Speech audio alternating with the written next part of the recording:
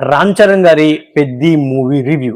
So ఈ movie గురించి simple గా చెప్పాల్సి వస్తే, ఫస్ట్ ఆఫ్ ఆల్ ఈ మూవీలో రామ్ చరణ్ గారు ఆయన పడ్డ కష్టం, ఆయన పర్ఫార్మెన్స్ పీక్స్ లో ఉందని చెప్పుకోవచ్చు అనమాట. అండ్ అలాగే మెయిన్ గా ఏఆర్ రెహమాన్ గారి బ్యాక్గ్రౌండ్ స్కోరు ఈ మూవీకి చాలా బాగా హెల్ప్ అయింది. సాంగ్స్ కూడా ఈ మూవీకి ఒక పాజిటివ్ వైబ్ క్రియేట్ చేసినాయి.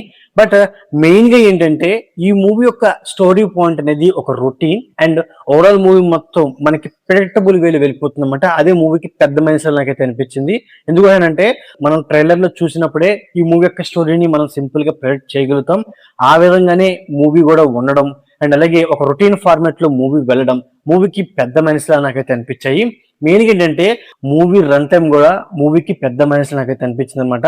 ఇంకా చెప్పొస్తే జాన్వీ కపూర్ గారు అంటే ఈ మూవీకి హీరోయిన్ అవసరమే లేదు. సో జాన్వీ కపూర్ గారి క్యారెక్టర్ ని తీసేసిన బెటర్గా ఉండేది అనమాట. అయినప్పటికీ ఈ మూవీలో మెయిన్ గా ఏంటంటే సో జగపతి బాబు గారు క్యారెక్టర్ ప్లే చేసిన అప్పల సూరి క్యారెక్టర్ అనేది ఫస్ట్ హాఫ్ లో చాలా బాగా మనల్ని ఎంటర్టైన్ చేస్తుంది.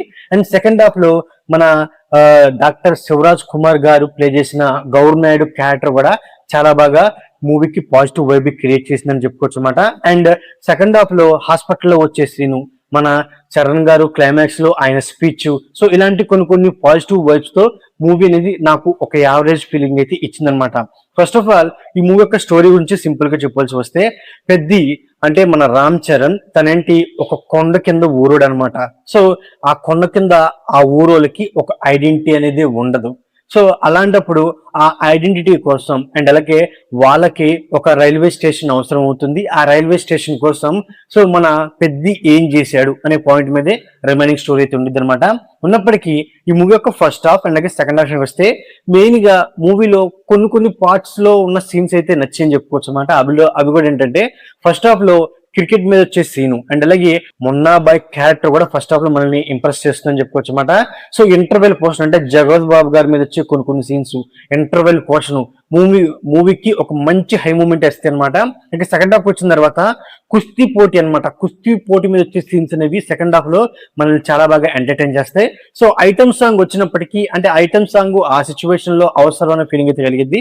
బట్ ఐటమ్ సాంగ్ అనేది నాకైతే అంత ఎక్కలేదు అనమాట.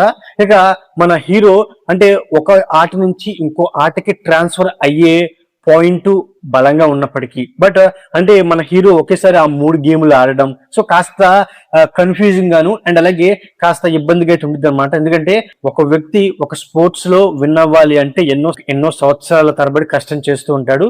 సో మన హీరో సింపుల్ గా ట్రాన్స్ఫర్ అయిపోతాడు అనమాట. అంటే సో క్రికెట్ నుంచి పైల్వాన్ నుంచి మన రన్నర్ గా సో అట్లా సింపుల్ గా ట్రాన్స్ఫర్ అయిపోవడం అనేది అంత కన్వీనియన్స్ గా లేదని చెప్పుకోవచ్చు అనమాట. అండ్ అలాగే ఫస్ట్ హాఫ్ లో ఉన్న కొందరు క్యారెక్టర్ని సెకండ్ హాఫ్ లో చాలా వరకు మిస్ అయిపోతూ ఉంటుంది. అండ్ సెకండ్ హాఫ్ లో కూడా సో సగంలో మన గవర్నర్ క్యారెక్టర్ ఉండిద్ది, సగం తర్వాత ఆ గవర్నర్ క్యారెక్టర్ కూడా ఉండదు అనమాట. అంటే కొన్ని క్యారెక్టర్స్ కి ఒక ప్రాపర్ ఎండింగ్ ఇవ్వకుండానే సో ఆ క్యారెక్టర్ని ఏదో మధ్యలో తీసేసిన ఫీలింగ్ లాగా నాకైతే అనిపించింది అనమాట.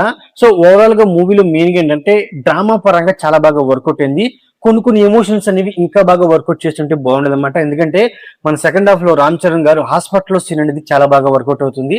అండ్ క్లైమాక్స్ లో ఆయన మాట్లాడే స్పీచ్ కూడా చాలా ఎమోషనల్ గా కనెక్ట్ అయింది.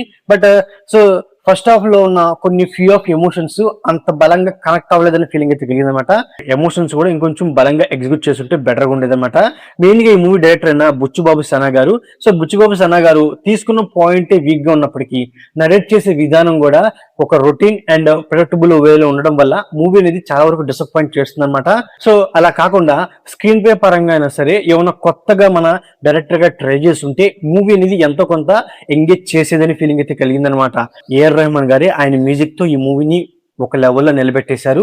ఆయన మ్యూజిక్ ఈ మూవీకి చాలా బాగా హెల్ప్ అయింది. లైక్ సినిమాటోగ్రఫీ అండ్ అలాగే ప్రొడక్షన్ వాల్యూస్ పరంగా చూసుకొస్తే కొన్ని షార్ట్స్ చూస్తుంటేనే సో వాటిలో ఒక ప్రొడక్షన్ వాల్యూస్ లో క్వాలిటీలో ఉన్న ఫీలింగ్ లా మనకైతే అనిపిస్తుంది అనమాట.